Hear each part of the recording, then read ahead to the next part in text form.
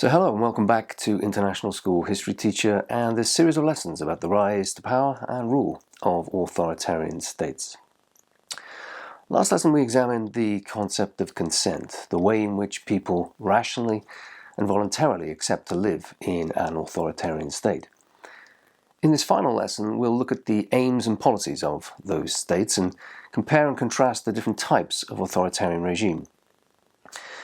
Is there something distinctive about the economic and foreign policies of these regimes, and how do the different types of authoritarian state measure up to each other?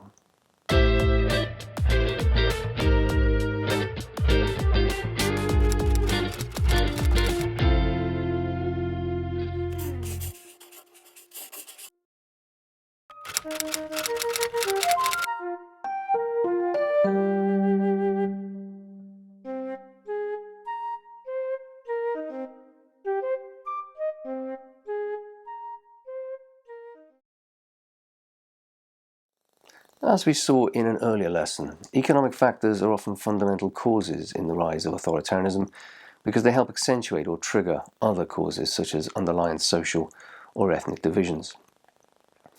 As we will see repeatedly, the ideological perspective of the regime will influence the types of policies that the state will adopt. Right-wing authoritarian regimes are more likely to be sympathetic to big business. Their rise to power may well have been supported and funded by wealthy business elites who helped for policies that will weaken organised labour and the influence of socialist parties. In contrast, the central strand of any socialist economic programme is the goal of creating an economic system based on social ownership or control of most, if not all, the key wealth-producing industries. As early as 1848, Marx and Engels listed in the Communist Manifesto objectives that included the abolition of property and land, centralization of the means of communication and transport in the hands of the state, and the extension of factories and the instruments of production owned by the state.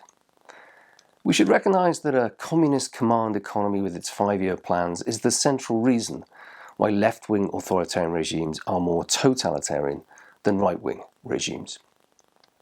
With a party in control of a massively expanded state bureaucracy, which in turn controls who has access to scarce resources and who does not, the communist totalitarian state's level of control of the day-to-day lives of individual citizens is considerably enhanced.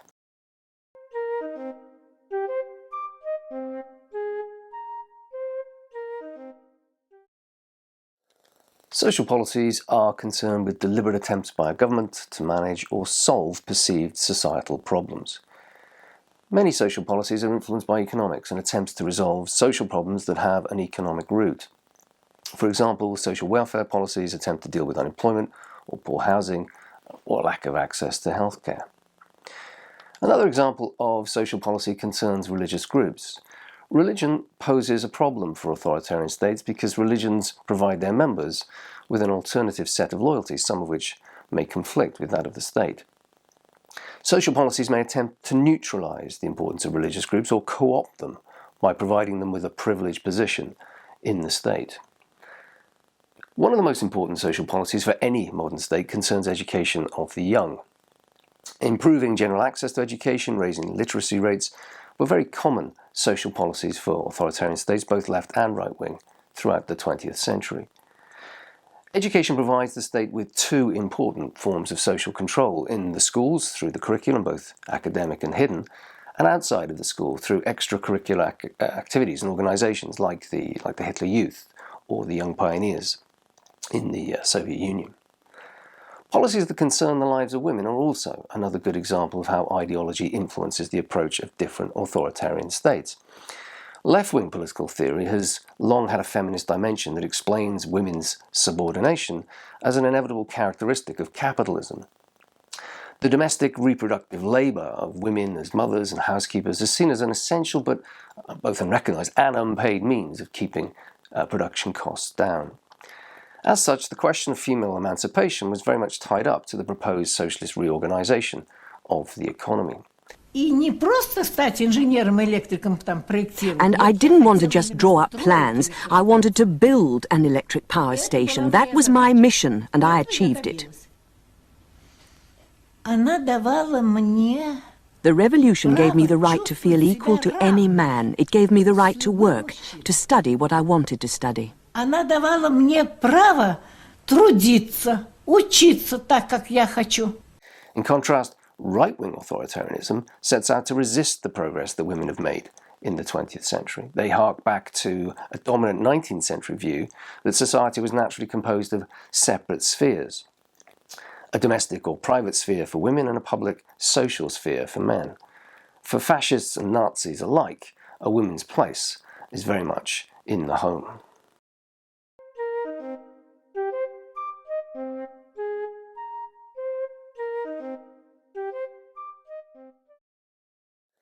The authoritarian state's ability to fund and support the arts, to circumvent market economies that in liberal democracies deny the masses access to culture, has had significant consequences. In Nazi Germany, for example, the Strength Through Joy organization brought high-quality classical music and opera out into the provinces. Stalin's USSR could produce the Moscow Metro to standards that surpassed both the technical and aesthetic limitations of those in capitalist states. Two of the most notable filmmakers of the 20th century, Sergei Eisenstein in the Soviet Union and Leni Riefenstahl in Nazi Germany, contributed to the art of filmmaking in ways that are still much admired today.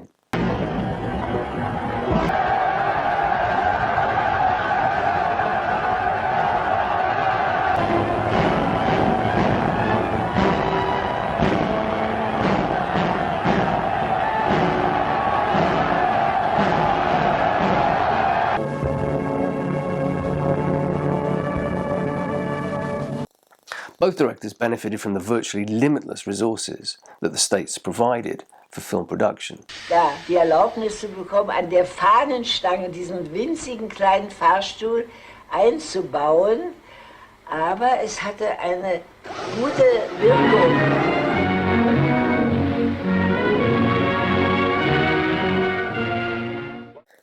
But it's also worth noting that most of the domestically produced films in both these regimes were light entertainment and romantic comedies. Only 9% of films made in the Soviet Union were ideologically set in factories or collective farms. In Germany, only 14% of over 1,000 films made were overt propaganda. The political goal was evasion, not ideological conversion. In the absence of independent trade unions, the authoritarian state takes the initiative, often at a factory level, of encouraging the workforce into useful leisure. Of course, the most useful form of leisure is extra work. So encouraging factories into after-work competitions was a good way of achieving this. The Stakhanovite shock worker movement in the Soviet Union targeted the most ambitious workers and rewarded them with better canteens, better housing, and in some instances, fame. Alexei Stakhanov.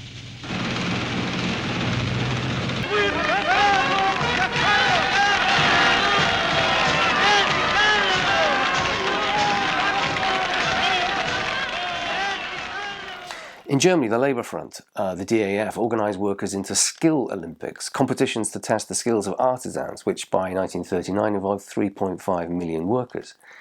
In Nazi Germany, the Strength Through Joy organisation, which was modelled on the Italian fascist organisation Dopo Lavoro, After Work, began the first modern package holidays for its workers. Strength through joy is the slogan, so laugh and grow fit.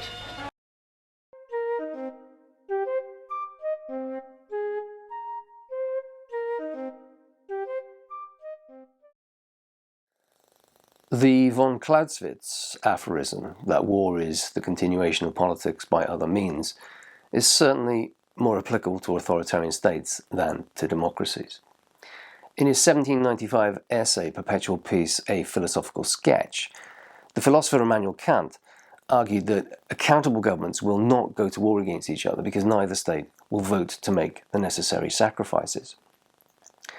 The political scientist Rudolf Rummel calculated that 353 pairs of nations fought wars between 1816 and 1991, and not one war was fought between two democracies. In contrast, authoritarian regimes are much more likely to use war, or the threat of war, as an instrument of foreign policy. As we've seen, authoritarian states are inherently more militaristic, and the army is likely to play a central role in society. But most importantly, the lack of democratic accountability and the absence of a free press means that authoritarian states can act abroad with relative impunity, unconcerned about domestic opinion. Authoritarian states can also use militarism and war to help advance domestic policy goals. Hitler's rearmament program in the 1930s was designed to prepare for war, but also to stimulate the economy and reduce unemployment. Also, die Aufrüstung half dabei, den Rest der Arbeitslosigkeit zu beseitigen, sodass das ganze Volk voll arbeitete, voll verdiente, voll ernährt wurde. Mussolini's African imperialism helped overcome the imperial frustrations that had bitterly divided Italy after World War I. At the most basic level, international success plays well domestically and can help an authoritarian regime consolidate and maintain power. War can even be manufactured as a way of distracting the public from domestic concerns. A so-called diversionary war is fought to provide the state with a rallying point to unite the nation, so-called rally round the flag syndrome, and a justification to suppress any ongoing internal dissent. So in the face of all of these problems, one thing is potentially offering itself to the junta as a solution, and that is to focus the attention of the people on a historic injustice.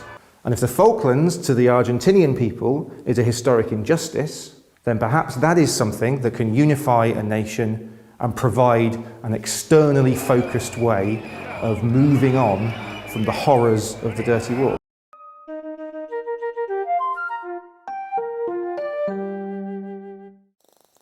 Unlike with the rise to power and consolidation of authoritarian regimes, it is altogether more difficult to generalize about policies in states that are geographically and temporally distinct.